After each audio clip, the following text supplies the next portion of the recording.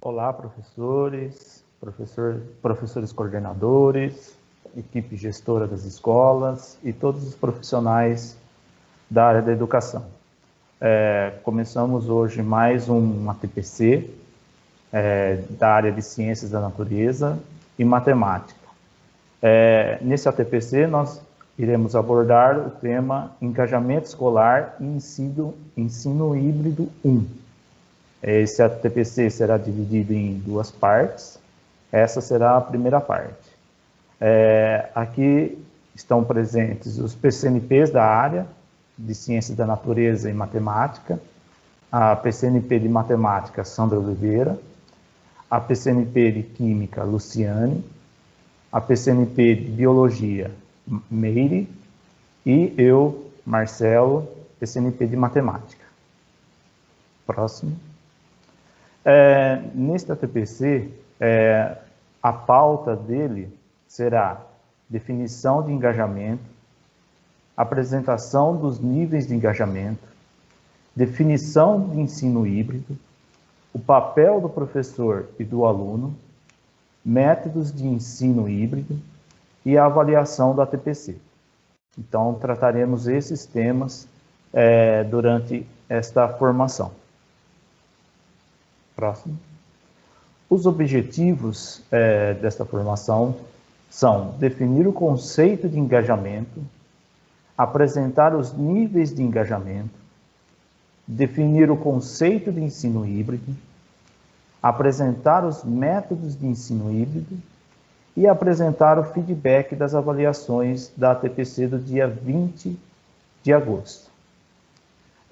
Esses são os objetivos que iremos procurar atingir nessa formação e, com isso, proporcionar a vocês, professores, a equipe gestora, professores coordenadores, subsídios para poder tratar melhor a questão do ensino.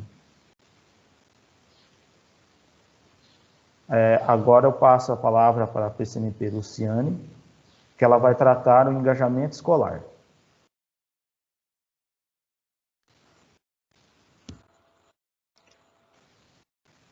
Olá, professores. Agora nós vamos falar, então, sobre engajamento escolar.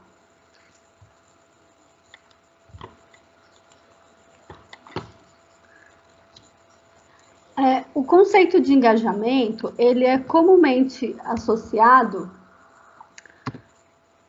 ao relacionamento ativo do indivíduo com a tarefa e com o contexto que a envolve, sendo consenso que ele é necessário para resultados positivos na aprendizagem. O engajamento, ele se destacou como foco de investigação a partir dos anos 80, inicialmente buscando responder questões relacionadas à desigualdade nos resultados acadêmicos. Pode passar. O engajamento, ele não é igual ao interruptor, que a gente liga e desliga quando a gente quer, né? Então, ele pode ocorrer simultaneamente em vários níveis. E um dos padrões mais frequentemente utilizados na literatura caracteriza o engajamento como comportamental, cognitivo e emocional. Então, a Meire, ela vai falar para a gente agora sobre esses 3 tipos de níveis de engajamento. Então, eu passo a palavra para a Meire. Obrigada, Lu. Bom dia, professores. Boa tarde para quem nos ouve. Vamos, então, falando de engajamento e os níveis, como a Luciane acabou de apontar. Nós trataremos aqui 3 níveis de engajamento, né? O comportamental, o cognitivo e o emocional, e vamos trabalhando com vocês ao longo desta ATPC sobre esses níveis. Então, iniciando pelo engajamento comportamental, nós temos esse engajamento associado a comportamentos que são mais facilmente observáveis, como a participação do estudante nas atividades, tanto curriculares quanto extracurriculares, quando propostas a eles. Esse tipo de engajamento, ele costuma ser tradicionalmente mensurado quantitativamente, né? Através de aspectos quantitativos, a eficácia, o tempo despendido na realização das tarefas, das atividades, das notas obtidas pelos alunos nas avaliações. É o aprendizado que vem como resultado implícito da participação do aluno nas atividades desenvolvidas. Então, é como o aluno vai se comportar diante de tarefas propostas, diante de desafios propostos a eles. Então, alunos envolvidos em relação ao comportamento, completam suas atividades e participam de eventos e fóruns sociais. Então, esses alunos, eles mostram que estão engajados nesse nível comportamental quando nós conseguimos ver ali a participação dele nas atividades, ok? Dentro ainda de engajamento comportamental, cabe ressaltar que é também a forma mais superficial do engajamento, né? Porque é algo que a gente vê o aluno demonstrando ali ou não, enfim.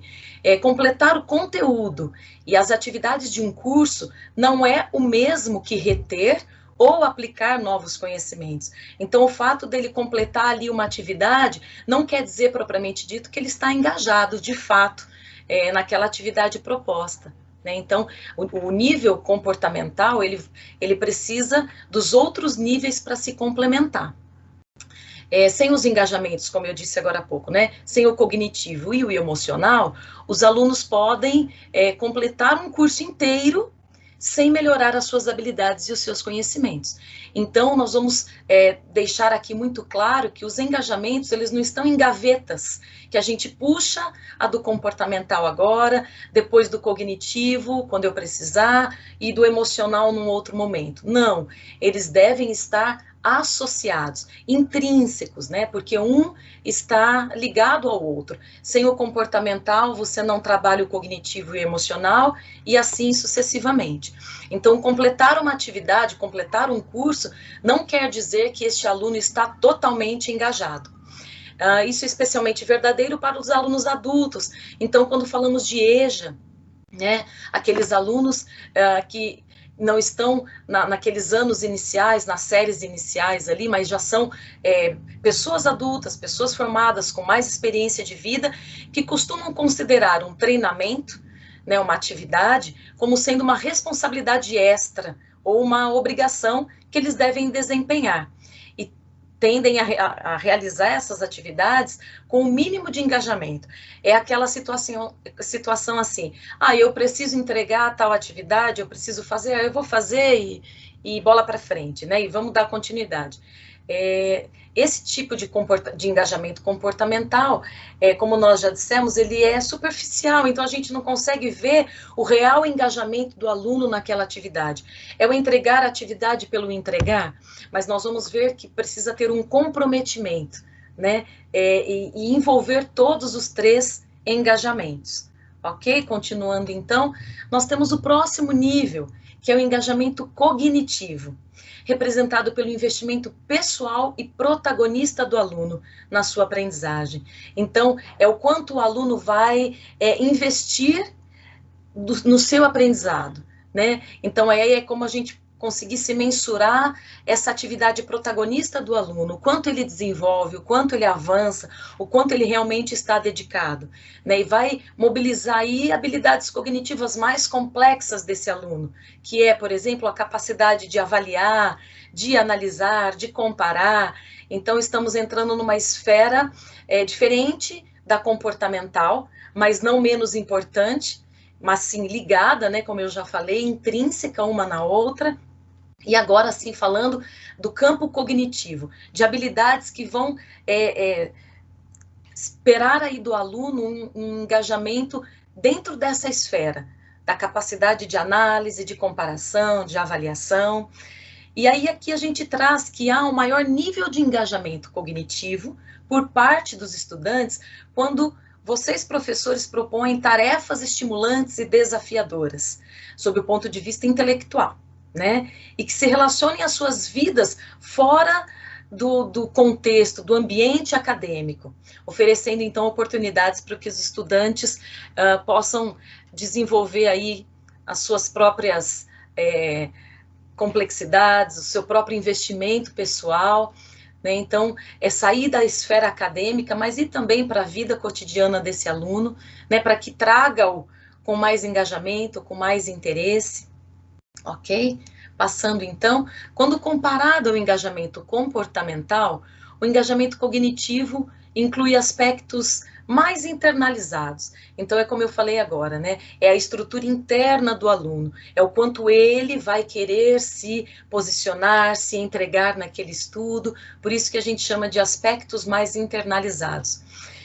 Porém, o engajamento cognitivo, ele é um pouco mais difícil de se observar, como a percepção da relevância da própria aprendizagem e o desenvolvimento das metas pessoais e autonomia do estudante, né? Ao passo que o comportamental está ali estampado e nós conseguimos ver, o engajamento cognitivo ele fica um pouco mais velado, porque vai depender dessa estrutura interna e autônoma do aluno, né, do estudante, frente ao seu aprendizado.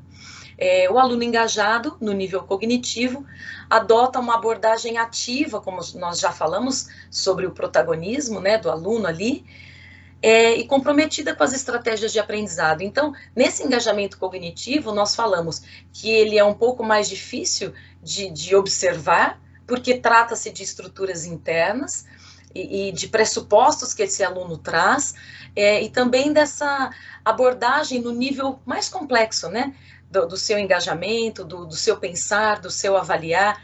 Então, esse nível de engajamento, ele precisa de uma atitude ativa do aluno. Tem que partir do aluno, é de dentro para fora, né? Depois nós faremos aqui um resumo dos 3 níveis de engajamento, para que fique também um pouquinho mais claro. Engajamento emocional é aquele sentimento de pertencer. Pertencer a um grupo, pertencer à escola, pertencer ao próprio aprendizado, né? Então, é representado pela comunidade de aprendizagem e pela instituição educacional que esse aluno está inserido, né? E também, a partir daí, engajado emocionalmente, nós vamos perceber atitudes diferentes do aluno. Ele passa a aceitar alguns valores, ele passa a demonstrar maior interesse em estar com os colegas, em participar das atividades propostas pelos professores, né? E como eu já disse, esses níveis de engajamentos, eles estão conectados com uma figura inicial que a Luciane apresentou. É como peças de quebra-cabeça que vão se encaixando para formar o todo. Então, eu tenho um engajamento emocional no campo aí das emoções, que vai se manifestar nos outros 2 níveis, que é o comportamental e o cognitivo, desse aluno que está ali na nossa sala de aula, seja virtual ou presencial. Nós devemos lembrar sempre que um ser humano, então, é formado por esses 3 níveis de engajamento, né? Ele tem o cognitivo, que é o campo das ideias, do pensar, do fazer, do refletir, do avaliar. Nós temos o engajamento comportamental, é como o aluno se comporta frente a alguns estímulos, frente a algumas tarefas, atividades propostas a ele. E o engajamento emocional, que é como ele está no campo, nas áreas das emoções, né? Como ele está lá fora, ele vai trazer isso para dentro do contexto escolar, ok? Então, considera-se que existe engajamento emocional quando os estudantes apresentam atitudes e reações positivas, como eu falei, em relação à escola, à instituição, aos professores, ao seu próprio aprendizado, aos seus colegas. E o engajamento do aluno na aprendizagem vai requerer experiências emocionais positivas. Quando eu tenho um aluno com experiências emocionais negativas, ele dificilmente se engajará nos outros níveis, no comportamental e no cognitivo. Então, para um aluno estar completo ali para nós, né, para que ele esteja realmente engajado, nós precisamos olhar para esses 3 níveis, né, e lembrando sempre que um aluno com o emocional positivo, ele tem muito mais probabilidade de aprender aquilo que está sendo ensinado, proposto para ele, do que aquele aluno que vem com o emocional abalado, fragilizado. Então, continuando aqui, o aluno, então, quando ele tem essas experiências emocionais positivas, ele vai contribuir, essas experiências vão contribuir como um alicerce para relacionamentos saudáveis entre professor, e o próprio aluno, entre o aluno e os seus colegas, e aí a gente vai ter essas interações que vão motivar o aprendizado desse aluno, ok? Indo então para a finalização da definição desses 3 engajamentos. Dentro do engajamento emocional, o aluno sente-se comprometido com a aprendizagem e possui baixos níveis de ansiedade, porque ele tem, então, esse emocional trabalhado, o professor pensando que ele é, sim, um ser que traz emoções, e que muitas vezes essas emoções estão fragilizadas. Então, quando ele sabe que o professor, a escola, olha para ele nos 3 níveis, o nível de ansiedade, né? Tanto a ansiedade quanto a baixa autoestima, enfim, elas tendem a diminuir, ok?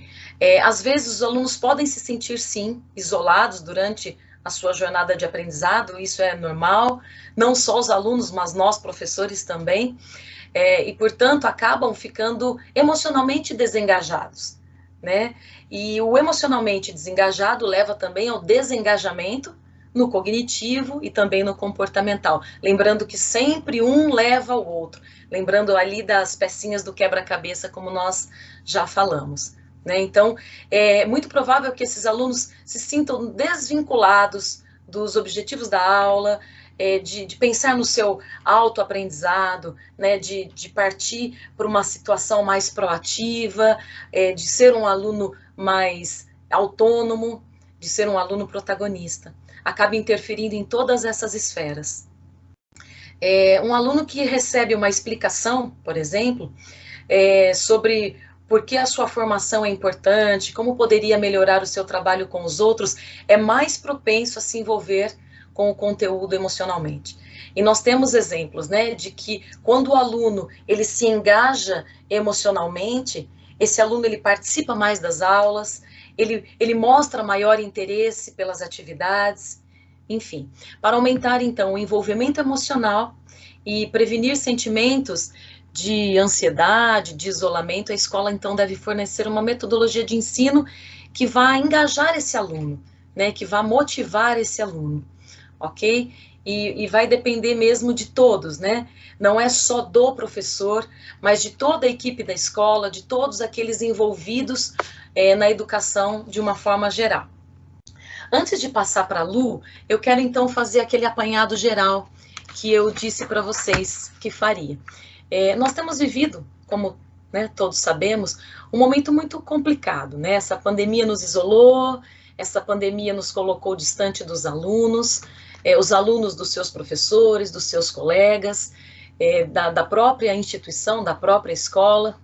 Então, eu vejo que um dos principais problemas que nós temos visto se intensificar, principalmente nesse período de pandemia, é essa falta de interesse e motivação dos alunos, né? E o que pode ser uma barreira aí para o processo de ensino e aprendizagem.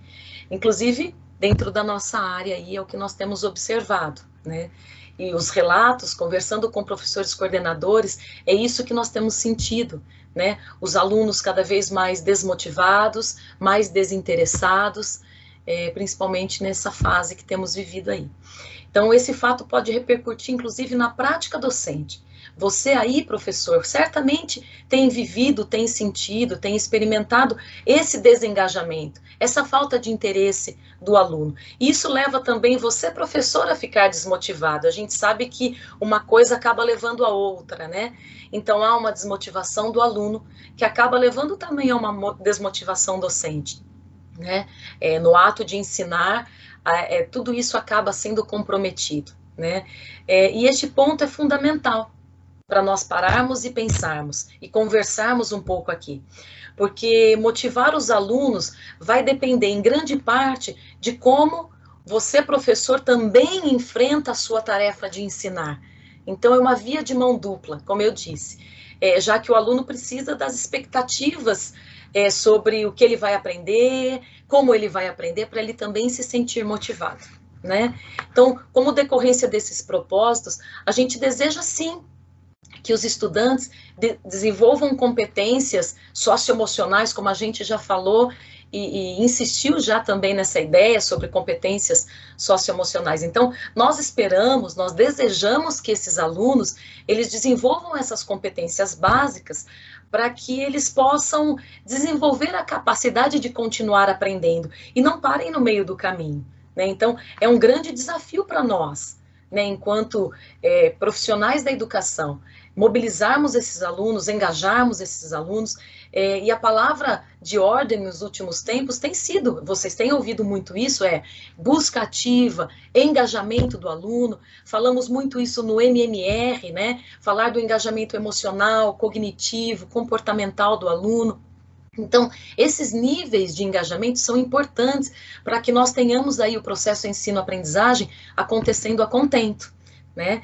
Então, para que se consiga atingir esses objetivos, a Luciane falou no slide anterior sobre 3 autores. E esses 3 autores, só trazendo aqui, se chamam Friedrichs, Blumenfeld e Paris, em 2004, então eles falaram que a motivação e o engajamento dos estudantes são fundamentais para uma aprendizagem significativa. Esses autores, eles reconhecem o caráter complexo da motivação. E não é fácil, não é simples motivar um ser humano, um aluno que está ali totalmente desmotivado, desengajado, né? Então, é um caráter complexo. E indica que essa motivação, ela se relaciona a processos psicológicos, comportamentais, como nós já dissemos aqui, que exerçam influência sobre o comportamento dos alunos em seu processo de aprendizagem. E falando aqui de motivação, existe a motivação que é interna, como nós já falamos, né? Que é a propensão deste aluno, da pessoa, de se comprometer com os seus próprios interesses, né, com o seu próprio aprendizado e exercitar as suas próprias capacidades. E isso é algo que a gente não consegue mensurar e tampouco observar com facilidade. A gente sabe que são níveis aqui, como nós já abordamos, 3 níveis de engajamento. Uns são mais facilmente observáveis, outros nem tanto, né? Então, o termo engajamento, como nós temos ouvido falar aí nos últimos tempos, se refere então a essa relação estabelecida entre o aluno e a atividade proposta. Esse é o engajamento, né? Sendo que essa relação pode envolver níveis comportamentais, emocionais e cognitivos, como nós já falamos. E ainda pode ser modificada a partir das mudanças no contexto em que ocorre. Então, eu posso ter sobressaindo um pouco mais aí o engajamento cognitivo, ou um pouco mais o emocional, um pouco mais o comportamental, mas, como disse e repito, todos esses engajamentos estão entrelaçados, ok? E então, para finalizar, o nível comportamental vai relacionar-se com a participação e a iniciativa do aluno diante das atividades propostas, e a capacidade dele de observar e respeitar as regras estabelecidas em sala de aula, seja essa sala de aula virtual ou presencial. Então, é a participação desse aluno. O nível emocional, então, é definido como aquele associado aos interesses do aluno, aos valores que ele traz, às emoções, que nesse momento podem estar muito fragilizadas, é a identificação com o estilo da atividade, de como o professor está transmitindo aquela atividade, né? O nível as metodologias, o nível do engajamento do professor para com ele. Então, tudo isso vai possibilitar o desenvolvimento aí de um engajamento emocional. Lembrando também que nós temos a ansiedade, o tédio, a felicidade, todas essas características envolvidas no nível emocional. No nível cognitivo, para finalizarmos, estão os investimentos pessoais, os esforços, disposição que esse aluno tenha, né, para a aprendizagem, o domínio do conhecimento naquele determinado contexto, naquele determinado assunto.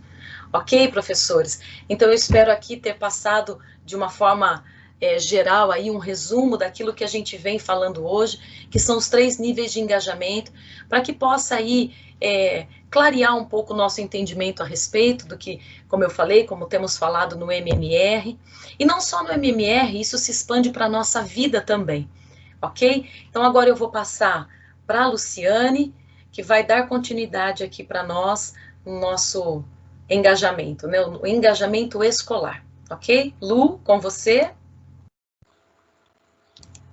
Então, agora nós vamos falar sobre as condições necessárias para o engajamento do aluno.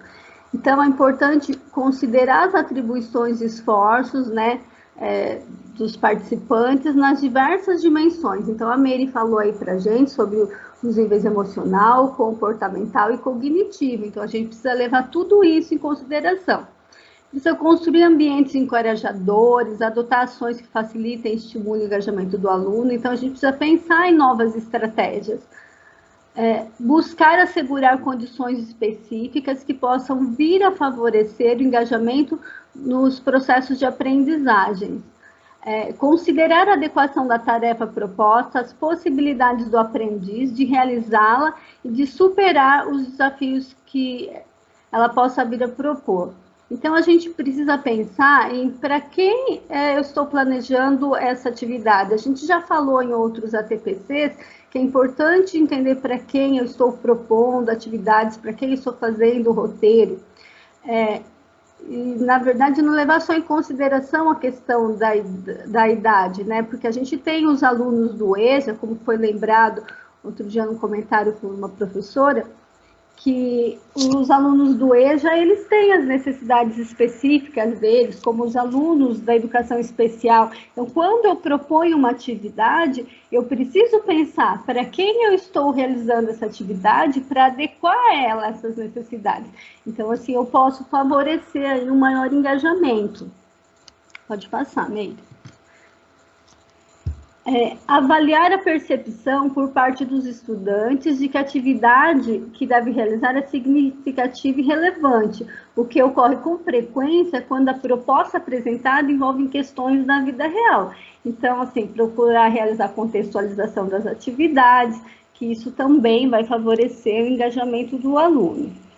Incentivar relacionamentos mais abertos e colaborativos entre o professor e o aluno para contribuir com o engajamento emocional. Então, o diálogo com os alunos, ele é fundamental para desenvolver esse engajamento. E quando o professor tem esse relacionamento mais próximo ao aluno, ele consegue compreender alguns fatores que influenciam nessa, talvez, dificuldade de engajamento dele, e até para o professor conseguir planejar e propor aí algumas soluções. Oportunizar a participação ativa e autônoma do estudante. Então, aí promover o protagonismo juvenil, que é outra coisa que a gente sempre fala nas nossas ATPCs. Propiciar a interação entre os alunos por meio das atividades colaborativas. Então, assim, a gente já trouxe aí várias metodologias que propiciam essa interação entre os alunos, e mesmo agora, no distanciamento social, é possível realizar algumas atividades colaborativas, aí com o uso do WhatsApp. A gente sabe que tem professores que conseguem fazer algumas atividades que promovem a interação entre os alunos.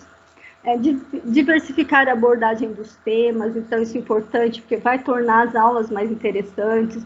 Avaliar continuamente a aprendizagem. Então, são condições necessárias para o engajamento do aluno. Pode passar, Meire. Fatores que impactam no engajamento. Então, agora a gente vai falar de algumas coisas que vão impactar no engajamento ou no desengajamento do aluno. Então, acesso limitado. Aqui a gente está falando do acesso mesmo do aluno à escola. Então, o que precisa? Precisa identificar aí déficit de escola, dificuldade de transporte. A gente não é uma situação aqui da nossa região, mas a gente sabe que existem alunos que enfrentam grande dificuldade para chegar à escola. Então, é necessário aí que tenham políticas que promovam, né, o acesso do aluno, que garantam o acesso do aluno à escola. Impossibilidade física. Então, também é garantir o acesso do aluno que não pode se locomover até a escola. Então, ele tem direito à educação, tem direito de aprender. Então, são os alunos que têm que estudar em casa, ou que estão nos hospitais, que estão nas clínicas de recuperação, nos centros de detenção, como os alunos da Fundação Casa, e também os alunos é necessário promover um ambiente adaptado para os alunos da educação especial que vão para a escola, mas têm mobilidade reduzida. Então, a impossibilidade física é um fator que também influencia no engajamento. Pobreza é outro fator. Então, os jovens com dificuldades, com vulnerabilidade social, eles têm, isso impacta aí no engajamento deles. Então, vamos pensar em situações que vocês talvez já conheçam, que aconteça aí na escola que vocês trabalham. A gente tem famílias que tem um celular, mas tem 4 filhos na escola. O pai usa esse celular para trabalhar e esses alunos só teriam acesso a pegar essas atividades que vão pelo WhatsApp à noite. Então, olha o quanto isso dificulta quando você tem vulnerabilidade social. Então, alunos com nível de pobreza, eles têm dificuldade de ter recursos. Então, a gente, sempre fala da importância de pensar nos alunos que não têm acesso à tecnologia. Então, as escolas têm pensado em ações, fazem materiais impressos, entregam para os pais, que levam para casa, os filhos fazem as atividades, e depois o pai devolve essa atividade para o professor corrigir. Então, pobreza é um fator que impacta muito no engajamento, mas principalmente agora que a gente está nesse distanciamento social, a gente percebe que essa diferença social, ela, infelizmente, ela impacta negativamente no engajamento. As escolas têm tentado aí diversas ações para envolver esses alunos. Mercado de trabalho. Então, assim, muitas vezes a falta do engajamento nas atividades escolares, ela ocorre porque o jovem, ele quer entrar no mercado de trabalho. Tem um jovem que quer entrar no mercado de trabalho porque ele quer ter autonomia financeira, mas tem um jovem que precisa, se a gente pensar no fator anterior, que é a pobreza, alguns jovens precisam começar a trabalhar para auxiliar a família. Então, o engajamento de um aluno que trabalha e estuda é diferente. Então, a gente sabe que ele vai chegar mais cansado, ele não vai conseguir, talvez, manter o mesmo ritmo. Por isso que é importante que a gente prepare aulas que sejam interessantes, para estimular esse aluno também a se manter engajado nas aulas. Déficit de aprendizado. Talvez esse seja o fator de desengajamento mais importante, ou aquele que a gente tem mais facilidade de reconhecer. Então, alunos com defasagem de aprendizagem, eles têm dificuldade em se manter engajados nas atividades. Por isso que é tão importante a recuperação contínua, por isso que é tão importante promover essas ações de recuperação, como essas que está aí para começar com as aulas, a recuperação de matemática e língua portuguesa, e a recuperação em todas as aulas. Qualidade da educação. O aprendizado efetivo, ele depende diretamente da qualidade do ensino. Então, precisam ter ações aí para melhoria da qualidade e dos serviços oferecidos na escola, mas não são apenas recursos e materiais, mas principalmente ter bons professores, utilizar metodologias de ensino mais eficazes. Então, a qualidade da educação, ela também impacta aí no engajamento dos alunos. Protagonismo do jovem. A gente sabe que alunos protagonistas, eles já são alunos engajados, Não dá nem para pensar em alunos protagonistas que não têm um engajamento. Então, a escola, ela deve propiciar um ambiente mais atraente, instigante, no qual o aluno ele quer estar, precisa promover ações que promovam o sentimento de pertencimento na comunidade escolar, que promovam a participação dos alunos nas atividades, que estimulem a autonomia, porque protagonismo juvenil, ele está relacionado a essa autonomia. A autonomia é algo que pode ser ensinado. Então, a escola precisa pensar nessas estratégias para desenvolver o protagonismo juvenil. Flexibilidade. Então, contar com ações que adequam as atividades escolares às necessidades, aos interesses de cada aluno. Então, com flexibilidade respeito aos interesses dele, ao ritmo, à forma como ele aprende. Então, planejar a aula de acordo com as necessidades dos alunos, que é algo que eu já falei agora há pouco. Percepção da importância.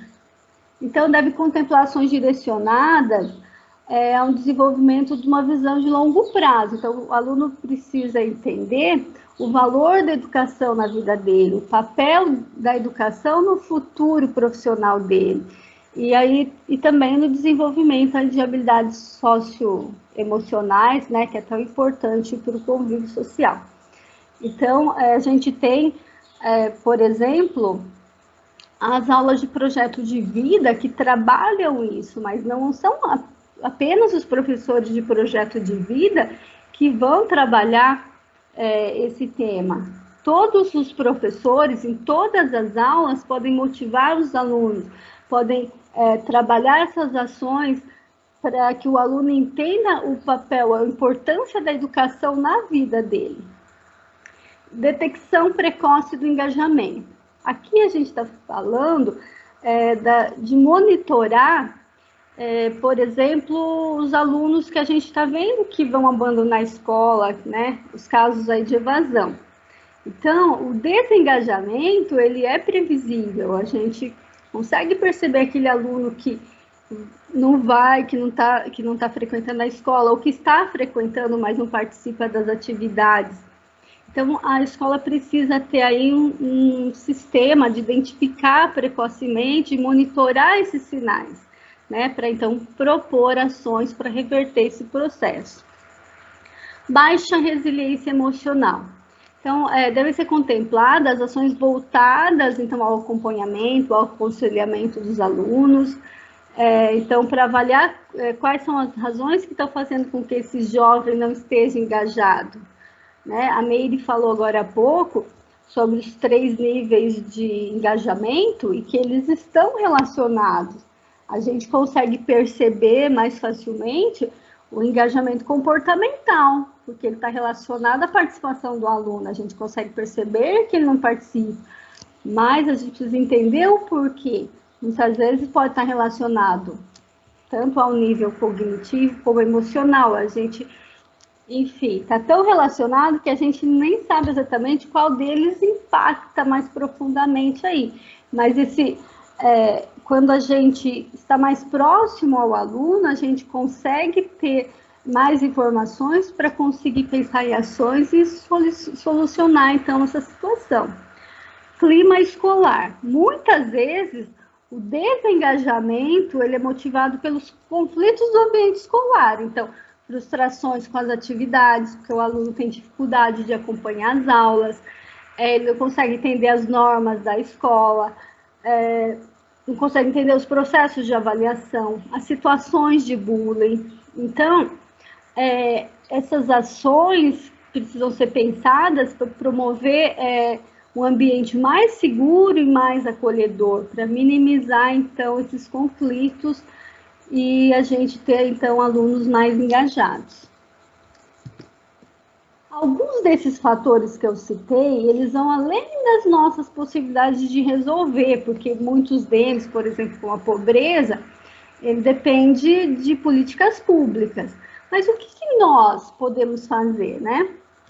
A escola, ela deve identificar as dificuldades dos alunos, mapear quem tem acesso à tecnologia, quem não tem, quem tem recurso. O professor precisa conhecer na turma dele quem são os alunos que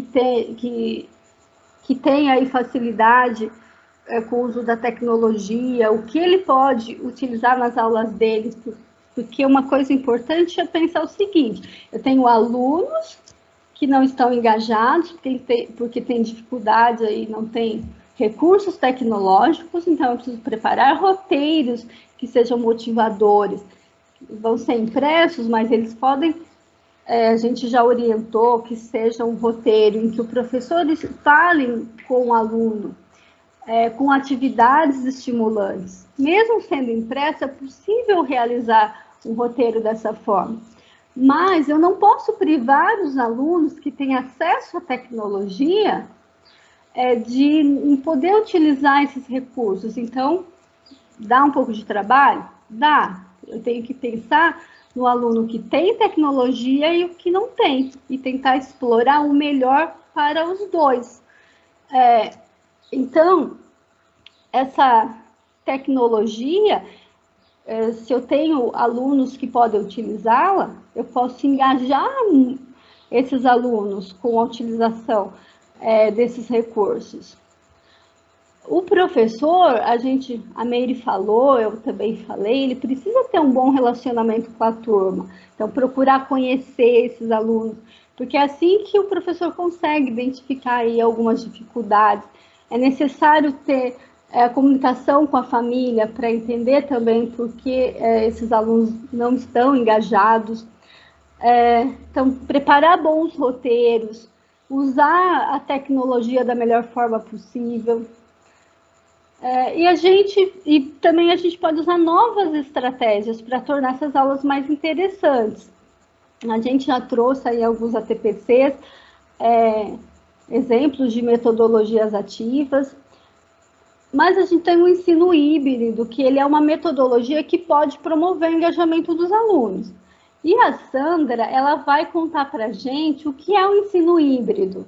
Então, agora eu vou passar a palavra para a Sandra, né, e a Sandra vai falar para a gente um pouco sobre o ensino híbrido. Passa a palavra, Sandra. Obrigado, Lu. Vamos lá, então. Olá, professores. Então, nós vamos começar aqui. Hoje, nós vamos passar algumas informações, esclarecer algumas coisinhas em relação ao ensino híbrido, tá? Já que é uma opção do quê? Opção justamente se nós retornarmos presencial, né, parcialmente, nós vamos estar desenvolvendo alguns métodos dentro do ensino híbrido, né? O que então seria esse ensino híbrido? O ensino híbrido é justamente quando a gente tem o aprendizado online e offline, que é justamente o aprendizado em casa, usando de tecnologias, tá? E até mesmo de materiais impressos, mas você está longe da sala de aula, e offline seria justamente a questão presencial, onde o aluno estará com o seu professor. Esses modelos, eles mesclam, e ele recebe o nome, num termo em inglês, que é o blended, que é misturar. Então, é onde você tem o aluno, momentos estudando sozinho, e momentos ele está o quê? Está de forma presencial e está podendo interagir com os seus colegas e também com o professor. Isso é muito importante, tá? Então, o ensino híbrido traz esses dois momentos para nós, que nós temos que estar já pensando se realmente nós vamos retornar às aulas presenciais, né? Então, como conduzir esse momento online para o seu aluno poder estar estudando em casa e como conduzir esse momento presencial, offline, quando ele retornar, né, às aulas presenciais. Pode seguir? Então, lá, justamente caracterizando essa questão online e presencial, nós temos duas modalidades de ensino. A online seria justamente a EAD, a educação à distância, e o presencial é justamente dentro da sala de aula, né? Então, o que nós temos? Nós temos que pensar que, para que a gente possa conciliar esses dois momentos, nós temos que fazer o quê? Introduzir estratégias onde os alunos, como foi falado até agora, né? O planejamento, tanto do momento online como do momento offline, é de extrema importância. Vocês, professores, está na mão de vocês, porque vocês vão mostrar qual o caminho para que eles possam se organizar para estudar em casa e o que eles esperam a hora que voltarem no presencial, que é justamente onde você vai colocar o quê? As dúvidas, você vai poder envolver os seus alunos, né? Vai poder dar uma devolutiva em relação ao próprio estudo que ele vai desenvolver em casa, no caso, orientados por vocês, tá? Então, o que seria justamente ensino híbrido? Como que ele se configuraria, né?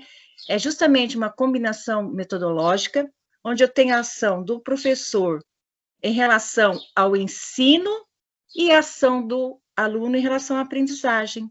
E é muito importante, como eu já disse anteriormente, né, que o planejamento é essencial. E é através desse planejamento que nós vamos possibilitar o engajamento escolar, que já foi falado tanto pela Meire como pela Lu, dos 3 níveis: engajamento cognitivo, emocional e comportamental. Então, o planejamento, ele é tudo, e está na mão de vocês, professores, que com excelência fazem esse papel muito bem. A gente tem certeza, e eu tenho certeza também, que já existe professores que desenvolvem, né, a questão do ensino híbrido, né, que já antes dessa pandemia já teve a oportunidade de experienciar esse momento, de estar mesclando o estudo em casa e o presencial com auxílio mais próximo desses professores. Pode seguir? Então, lá, o que o ensino híbrido propõe? O ensino híbrido propõe domínio de algumas coisas. Vamos ver o que é? Então, dominar as novas tecnologias. Nós estamos aprendendo e os nossos alunos também estão aprendendo. Porque falar que eles são da geração da tecnologia, sim, redes sociais dominam muito, mas ao falar de plataformas educacionais ou falar de sites de pesquisa, a gente sabe muito bem que é necessário o quê? É necessário uma orientação nossa, de professores, para que eles possam fazer a maior exploração significativa em relação a essas tecnologias, que estão o quê? Estão ao alcance de alguns. Aqueles que não têm a presença da tecnologia, nós podemos também nos orientar, como a Lu já falou, através dos roteiros, de orientar que eles possam estar fazendo o quê? Pesquisa no próprio material que as escolas já disponibilizaram para os alunos.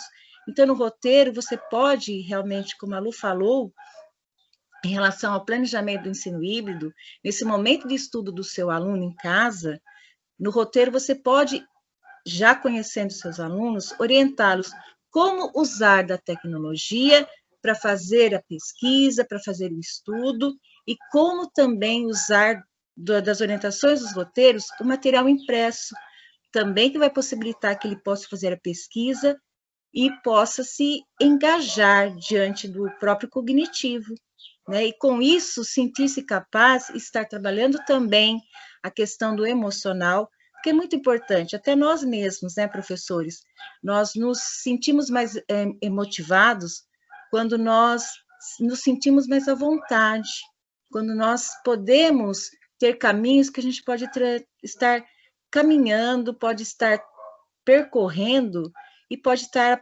aprendendo muito em relação a isso, tá? Outra é manter uma interação ativa com os alunos no ambiente digital, que vocês já fazem, professores.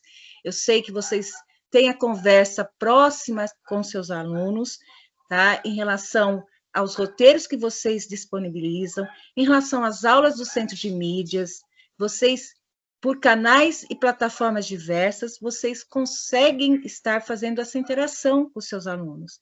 E, com isso, os orientando para poder ter esse estudo e esse aprendizado, né, início de aprendizado em casa. Isso é muito importante. Com isso, vai caracterizar o quê? O trabalho colaborativo. É o trabalho colaborativo entre você, professor, os alunos, e também dentro do próprio grupo, né, em relação às discussões, o trabalho colaborativo entre os alunos também. E aqui, orientar o aprendizado, isso é muito importante, professores, porque não é só presencialmente que nossos alunos precisam das orientações. É necessário também as orientações em casa, as orientações à distância. Por quê? Porque eles também vão se sentir o quê? Acolhidos, como a Lu falou, a Meire falou, a importância desse acolhimento, porque esse acolhimento, ele vai possibilitar o quê? O maior engajamento em todos os 3 níveis. Com isso, você vai ter a mudança de comportamento, que é o engajamento comportamental.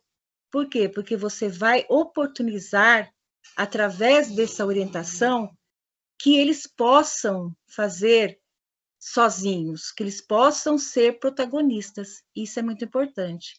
também possibilita, a partir do momento que você tem esse retorno em relação, né, ao momento presencial, vamos pensar nisso, se nós retornarmos o momento presencial, você vai poder pegar e fazer o quê? Você vai poder acompanhar esse progresso geral da sua sala e também o progresso individual, tanto a questão das discussões presenciais, como também nas orientações e esclarecimento de dúvidas no online, né, no estudo em casa. Aqui também você vai poder fazer o quê? Como sempre fazemos, professores, nós sempre temos o nosso olhar crítico e reconhecemos quando existe talentos, né, e quando a gente tem que proporcionar que haja interesse. Vocês, professores, têm todas as armas na mão para poder desenvolver e planejar momentos online e momentos presenciais caracterizados no ensino híbrido para acolher, para inspirar e estimular os seus estudantes. Isso é muito importante, viu, professores? Pode seguir? Então, vamos lá.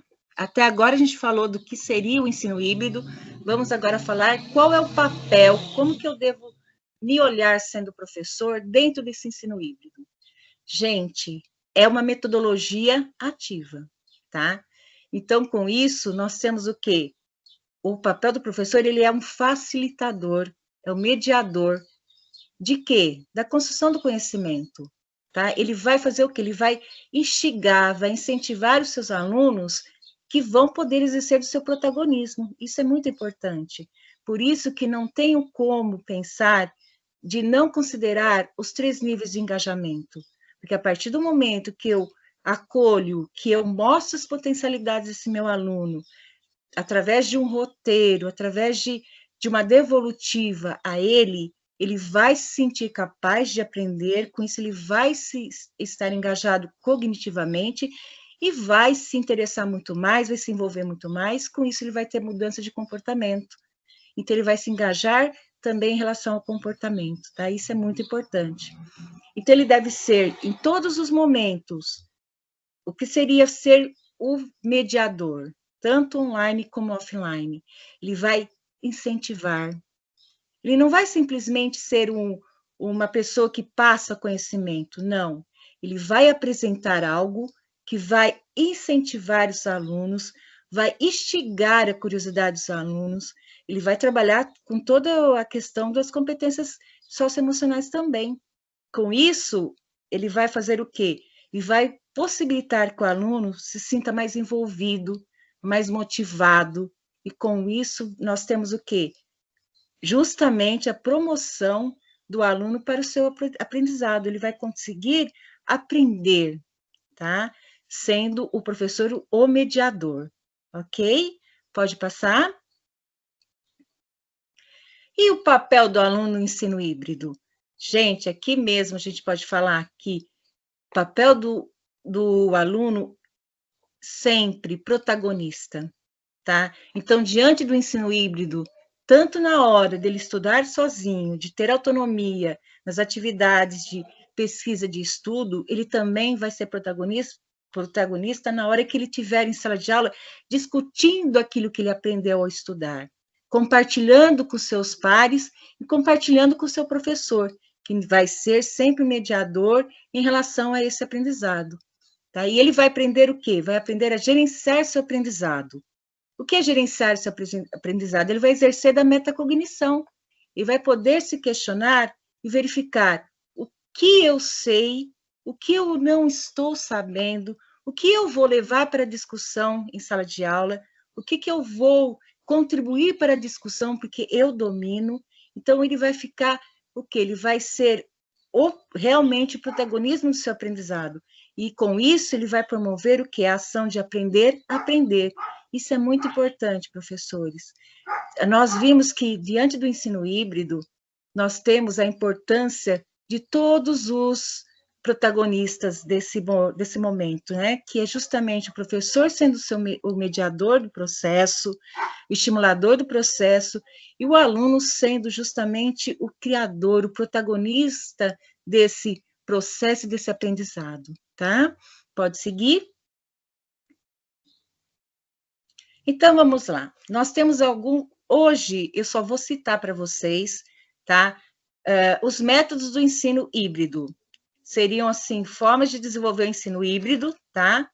E no próximo ATPC, como foi bem lembrado o Marcelo no início do nosso ATPC, nós teremos um segundo momento que iremos aprofundar, tá, justamente esses métodos. Então, aqui eu trago para vocês, para conhecer nesse primeiro momento, 4 métodos dentro do ensino híbrido. São eles: rotação por estações. O que seria rotação por estações? Eu tenho na sala de aula espaço onde eu vou disponibilizar como se fosse ilhas, tá? Que eu vou pegar e colocar atividades diferenciadas e vou colocar todos os alunos rodando nessas atividades, tá? Então, eles vão todos fazerem as atividades, mas vão fazer no seu momento, então vão rodar nas estações. Essas estações podem ser, assim, elaboradas por nível de dificuldade, ela pode ser elaborada por sequência de atividades em relação a sua complexidade, aí vai do planejamento de vocês, professores, tá? Aí eu tenho o laboratório rotacional, é justamente o quê? Eu vou pegar e vou usar 2 ambientes, 2 espaços em relação à minha escola, que é justamente a sala de aula e os laboratórios. Quando eu falo de laboratório, eu falo tanto do laboratório seco, como o laboratório molhado que a gente fala, que seria o laboratório seco, justamente onde eu vou desenvolver aulas de física, vou desenvolver aulas de matemática, e o laboratório molhado que a gente fala também, é justamente onde eu vou desenvolver as aulas de química, de biologia, de ciências, e é muito importante você ter um momento onde eles vão estar verificando a questão da teoria, e depois eles vão para o espaço para verificar isso na prática. E na questão da prática, eles vão poder levantar o quê? Suas hipóteses, e vão poder depois, no momento de discussão, que volta à sala de aula, eles vão poder validar essas hipóteses ou não. Isso é muito importante. Aí a gente tem a sala de aula invertida. É justamente onde eu tenho a parte online e a parte offline, tá? A parte online, ela é mais tratada de que maneira? É quando se estuda em casa, que a gente tem o quê? Tem o passear pela teoria, né? Então, você tem o tema, você vai pesquisar sobre essa teoria, você vai levantar dúvidas, você vai pontuar suas conclusões, para depois, no momento offline, que é justamente o presencial, na sala de aula, o professor possa fazer o quê? Possa promover momentos de discussões, de resolução de atividades, de debates, o que ele achar mais conveniente para aquele tema que foi trabalhado e estudado em casa, tá? Aí eu tenho a rotação individual. É justamente você pegar e focar no aluno especificamente e como que ele vai estar ministrando, gerenciando as propostas da sua rotina para cumprir os temas que estão sendo estudados, propostos pelo professor. Então, você pode olhar aqui o individual diante do quê? De passar de uma atividade para outra, por isso que é rotação, do próprio processo de cada aluno. Tá? Isso é muito importante, porque você tem diante do geral e você tem o individual também, possibilitando que você fique mais próximo desse seu aluno. Tá? E para a gente pegar e concluir isso aqui, ó, podemos considerar 2 ambientes de aprendizagem na sala de aula tradicional e o ambiente virtual de aprendizagem. Estão tornando-se gradativamente complementares.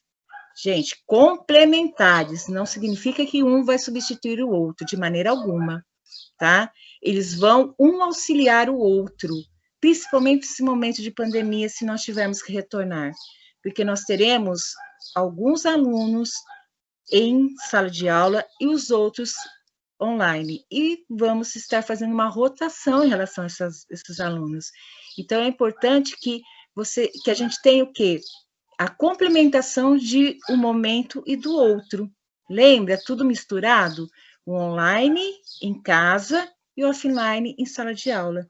Isso ocorre porque, além de usar variadas tecnologias digitais, como foi falado anteriormente, o ensino online, ele possibilita que você possa estar utilizando dessas tecnologias. E também permite que você possa, tanto no momento online, conversando no grupo, seja de WhatsApp, seja do Classroom, seja do plataforma que você, professor, está conduzindo as suas aulas, possa ter o seu aluno conversando com você e com seus pares, com seus colegas também. E com isso, eles vão poder fazer o quê? Trocar experiências. E essa troca de experiência também vai poder ser efetivada se nós voltarmos às aulas presenciais no momento da aula presencial. Então, por isso que são complementares. Uma não substitui a outra. Por isso do ensino híbrido, tá? Pode passar.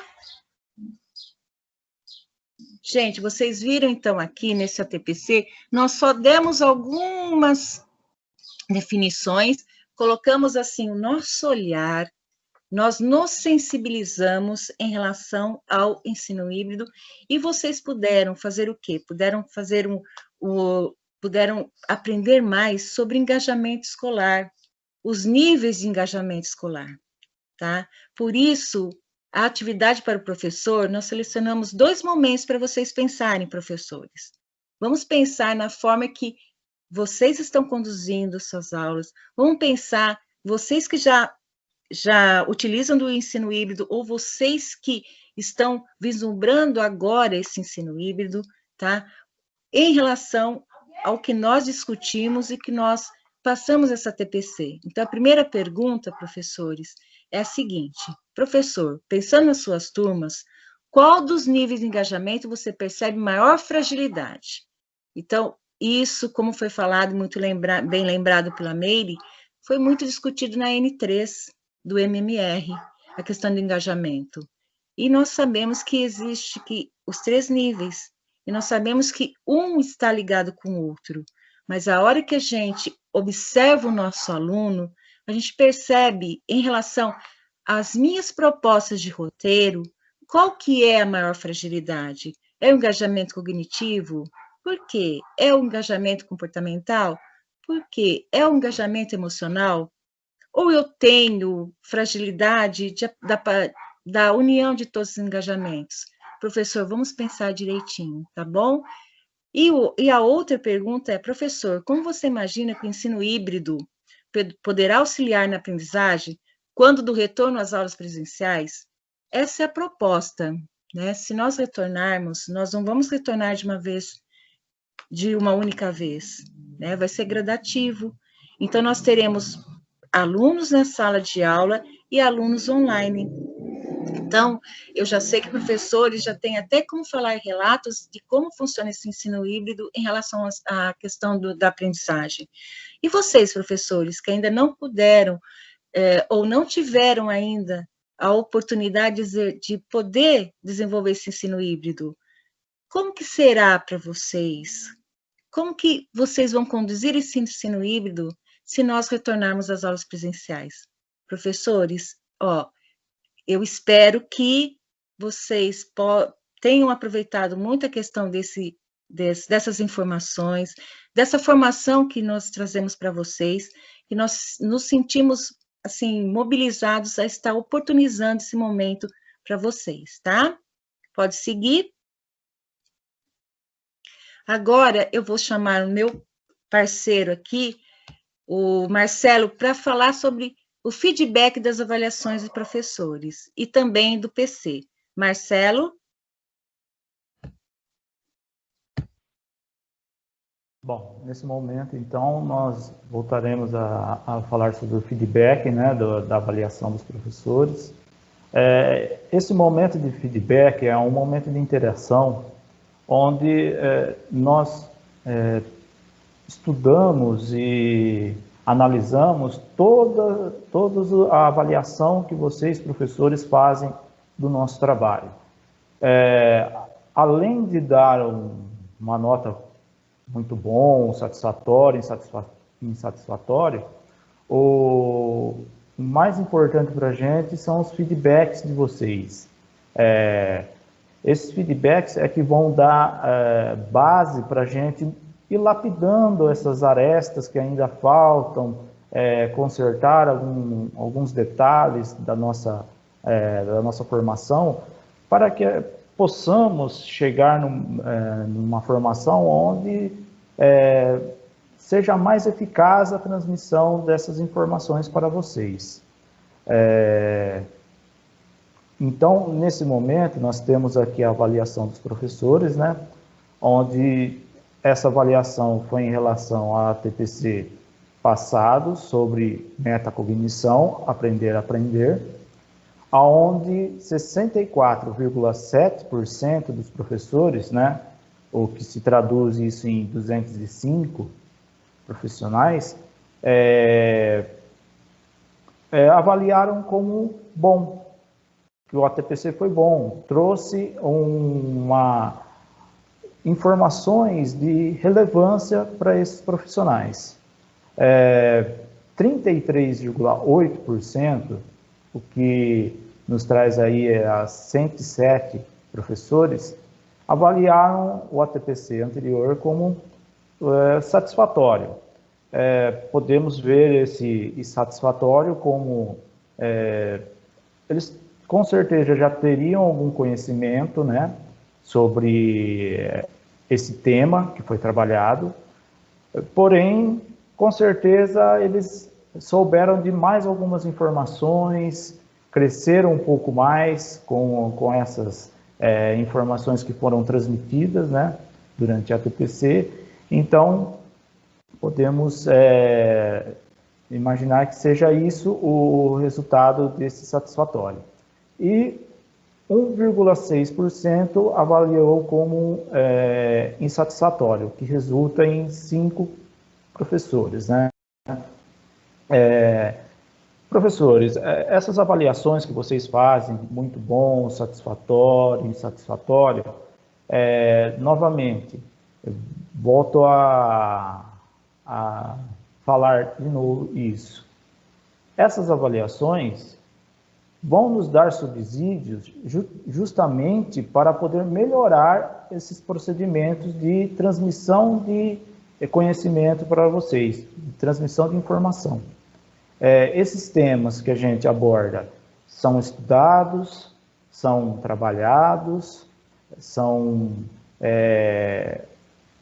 moldados de uma maneira que possa trazer para vocês de maneira mais eficaz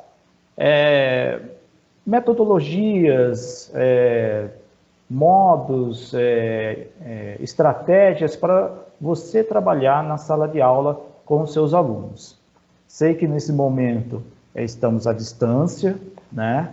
Mas essas metodologias também podem ser aplicadas à distância, né?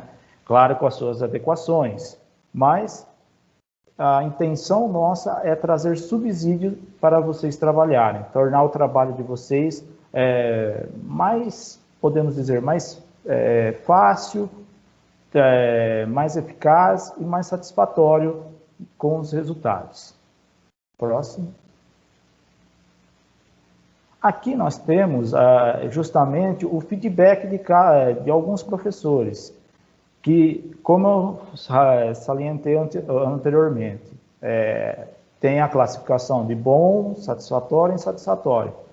Isso é importante, mas o importante também são esses feedbacks, tá? Então, aqui nós temos um professor, né?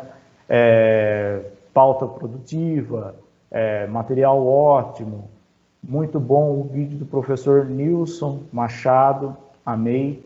Então, esse feedback é importante porque mostra que nós estamos buscando materiais de qualidade para embasar os nossos ATPCs. E esses materiais são de extrema importância porque eles vão nos dar qualidade para o nosso trabalho. Foi esclarecedor, interessante, o roteiro foi muito instrutivo e de grande ajuda. Sabemos que temos profissionais, né, temos professores que estão já há anos na rede, né, possuem uma grande bagagem de conhecimento, uma grande experiência, né, dentro de sala de aula, porém temos professores que começaram há pouco tempo, então eles precisam de um suporte maior, certo? Para que eles possam desenvolver o seu trabalho da melhor maneira possível, com maior qualidade. E isso vai influenciar nos resultados dos alunos. Então, temos que pensar em todo o público, naquele professor que já tem a sua experiência já de anos dentro de sala de aula, mas também temos que atingir esse público que está ainda começando, tem pouca experiência na área da educação. Próximo.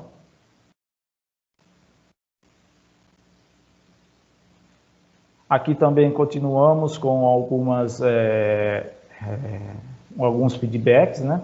Então, podemos ver aqui, pauta muito pertinente, que vem de encontro com a aprovação do novo ensino médio. Então, nossas TPCs sempre estão procurando sempre estar bem atualizada com os temas, tá? Para que possa trazer informações relevantes e que seja significativo para o professor. Nossas ATPCs são trabalhadas de maneira a dar mesmo suporte para esse professor. Estamos num tempos de mudança, tempos de... A cada dia surgem novas informações, novos conceitos, e nós buscamos em nossos ATPCs trazer isso para você, professor, para que você sempre esteja atualizado nas novas informações e que isso facilite na compreensão das estratégias que estão sendo tomadas para uma possível volta ou os trabalhos online com os alunos. Temos outros feedbacks aqui, né? O ATPC está em alto nível, vejo que aprendemos teorias e podemos aplicá-las na prática docente. Justamente é isso que a gente procura, trazer ferramentas para que vocês, professores, consigam aplicar dentro da sala de aula. Como já foi salientado, eu sei que é repetitivo, mas nós temos que adequar todas as ferramentas que temos aos padrões de hoje em dia, que é o trabalho à distância, o trabalho online. Então, nosso objetivo é subsidiar vocês com teorias, conceitos, ferramentas que possam trazer uma forma mais eficaz de você atingir o seu aluno. Como esse ATPC foi tratado de engajamento, então buscamos sempre fazer isso, que você, professor, tenha instrumentos, vários instrumentos para poder engajar o seu aluno. Esse é o nosso objetivo principal, trazer esse aluno para os estudos e que ele possa se desenvolver na área dos estudos. Próximo. Além da avaliação dos professores, nós temos também a avaliação dos professores coordenadores, que são eles que depois trabalham esses temas individualmente com vocês, né? Então, o professor coordenador também tem uma grande importância nessa disseminação das informações, porque nós transmitimos os conteúdos, porém, o professor coordenador vai adequar esse conteúdo à realidade da sua escola. Então, é importante a presença do professor coordenador nesse momento, porque é ele que vai adequar a realidade realmente de cada escola, de cada professor, né? Porque sabemos que tem professores que tem ainda alguma dificuldade em trabalhar com a questão online, com as ferramentas online.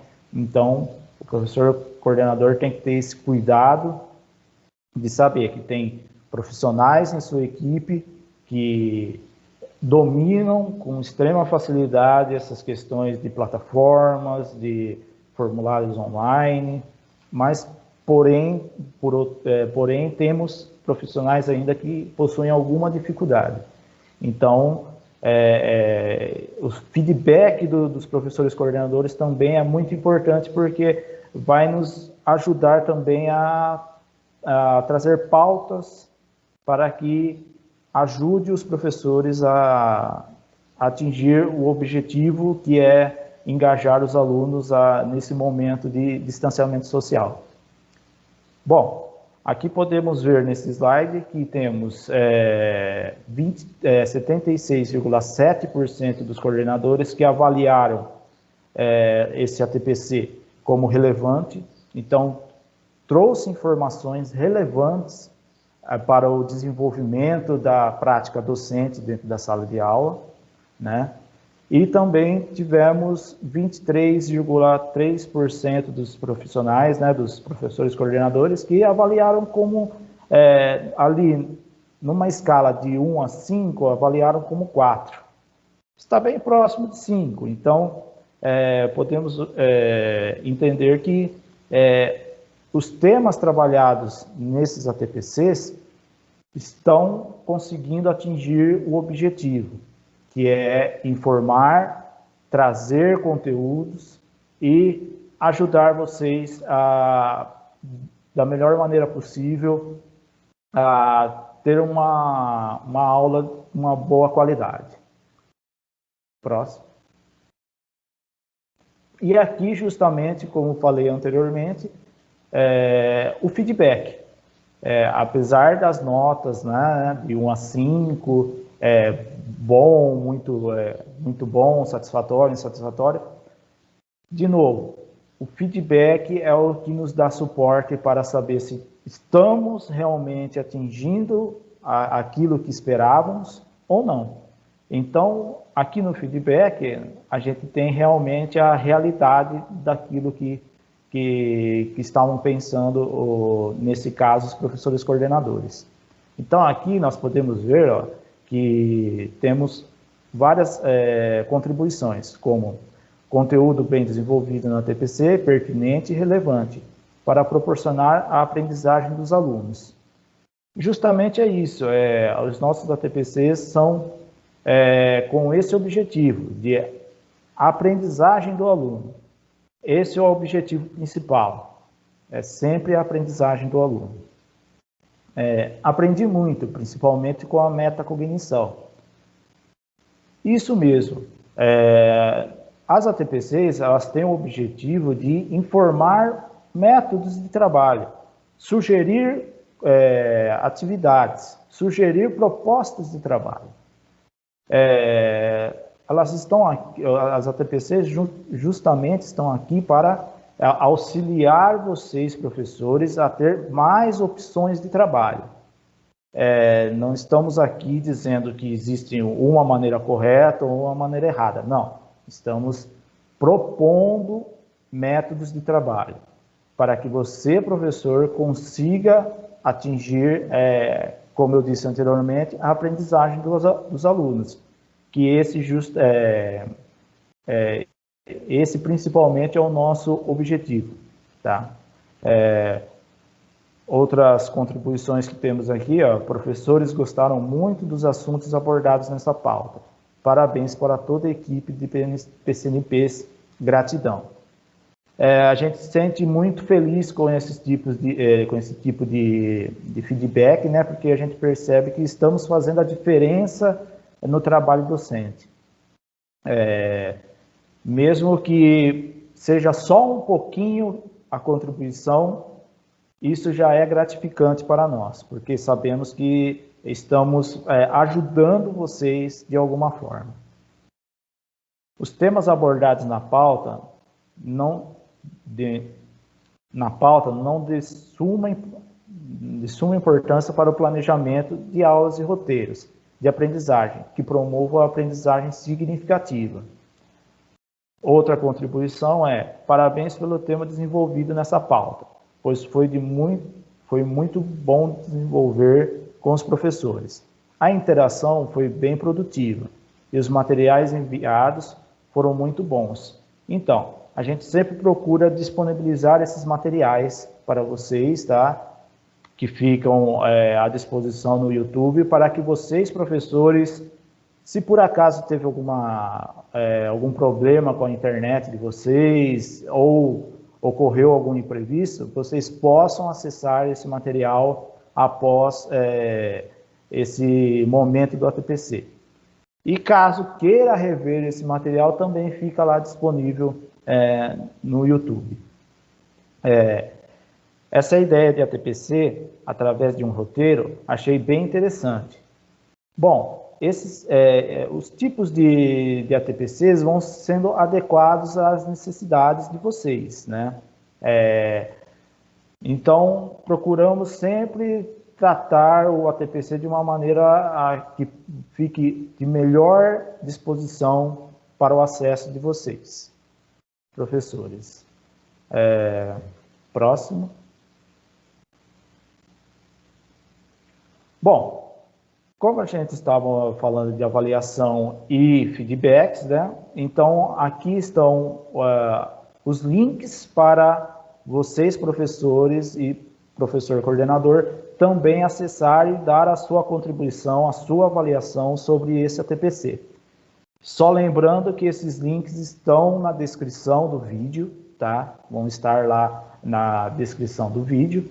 E vocês podem acessar e dar a contribuição de vocês a qualquer momento que vocês quiserem, tá? Então, lembrando que esses links para avaliação estarão na descrição deste vídeo, tá? Próximo. E para finalizar, né, como estamos no momento de distanciamento e provável volta às aulas, né? Então, aqui nós colocamos uma frase para justamente fazer que a gente possa refletir um pouco sobre esse momento. Então, o que essa frase diz? Quando o pescador não pode se lançar ao mar, ele passa o tempo preparando as redes. E é justamente isso que devemos fazer. Nesse momento de distanciamento, nesse momento de aulas online, que estamos ali prestes a poder voltar ao ensino presencial, né? Precisamos nos preparar realmente para esse momento. Porque esse momento de volta não será somente um momento de aprendizagem, mas também será um momento de vocês, professores, darem um auxílio a esse aluno. Justamente porque esse aluno não sabemos como ele irá voltar para a escola, né? Para o ensino presencial. Sabemos que muitos alunos não têm esse suporte, né? Esse suporte emocional na vida particular deles. Então, eles muitas vezes buscam esse suporte dentro da escola, contando com vocês, professores, para dar esse suporte a eles, dar uma palavra amiga, um auxílio, um encorajamento. Então, nesse momento, precisamos realmente nos preparar profissionalmente, preparar emocionalmente, para que a gente possa voltar nessas aulas presenciais, quando houver, né, esse momento, e darmos total suporte a esse aluno, porque não basta apenas pensarmos no cognitivo, temos que pensar no emocional desse aluno. Então, precisamos estar bem preparados e aproveitar esses momentos de formações para adquirir conhecimento, adquirir novas maneiras de trabalhar, novos métodos, para que possamos desenvolver e ajudar esse aluno a sempre melhorar no aspecto dos estudos, no aspecto emocional, e conseguir com que esses alunos consigam progredir em suas vidas. Então, nesse momento eu queria... Pode passar para o próximo, né? Então, nesse momento eu queria agradecer a atenção de todos, né? E espero que essa formação contribua para a formação de vocês, que tragam informações relevantes para a prática docente de cada um de vocês. E como já foi dito, né, esse ATPC vai ter uma próxima, vai ter uma sequência, para que possamos tratar de maneira mais detalhada alguns assuntos que foram apresentados aqui. Então, agradeço a atenção de todos e até a próxima ATPC.